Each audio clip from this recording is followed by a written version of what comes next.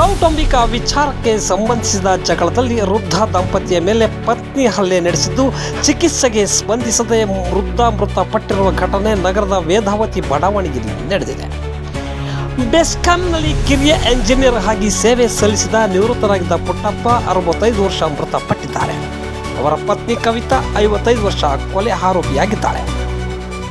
ಪತಿಯ ಮೇಲೆ ಹಲ್ಲೆ ನಡೆಸಿದ ಪತ್ನಿ ಗಂಡ ಬಿದ್ದು ಗಾಯಗೊಂಡಿದ್ದನೆಂದು ಕತ್ತೆ ಕಟ್ಟಿ ಮಾರನೇ ದಿನ ಆಸ್ಪತ್ರೆಗೆ ಸೇರಿಸಿದ್ದರು. ಅಲ್ಲಿ ಚಿಕಿತ್ಸೆಗೆ ಸ್ಪಂದಿಸದೆ ಪುಟ್ಟಣ್ಣ ಮೃತಪಟ್ಟಿದ್ದಾರೆ.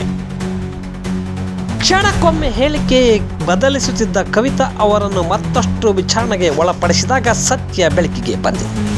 ಮೊದಲು ಗ್ರಾಮಾಂತರ ಠಾಣೆಯಲ್ಲಿ ದಾಖಲಾದ ಪ್ರಕರಣವನ್ನು ನಗರ ಠಾಣೆಗೆ ವರ್ಗಾಯಿಸಿದ್ದು ಕೊಲೆ ಪ್ರಕರಣ ದಾಖಲಾಗಿದೆ ಎಂದು ಪೊಲೀಸರು ತಿಳಿಸಿದ್ದಾರೆ. ಇನ್ನು ಘಟನಾ ಸ್ಥಳಕ್ಕೆ ಎಸ್ಪಿ ರಂಜಿತ್ ಕುಮಾರ್ ಬಂಡಾರು, ಹೆಚ್ಚುವರಿ ಪೊಲೀಸ್ ಅಧೀಕ್ಷಕ ಶಿವಕುಮಾರ್, ಡಿವೈಎಸ್ಪಿ ಶಿವಕುಮಾರ್, ಗ್ರಾಮಾಂತರ ಠಾಣೆ ಇನ್ಸ್ಪೆಕ್ಟರ್ ಆನಂದ್, ಪಿಎಸ್ಐ ಅನುಷಯಮ್ಮ ಭೇಟಿ ನೀಡಿದ್ದಾರೆ.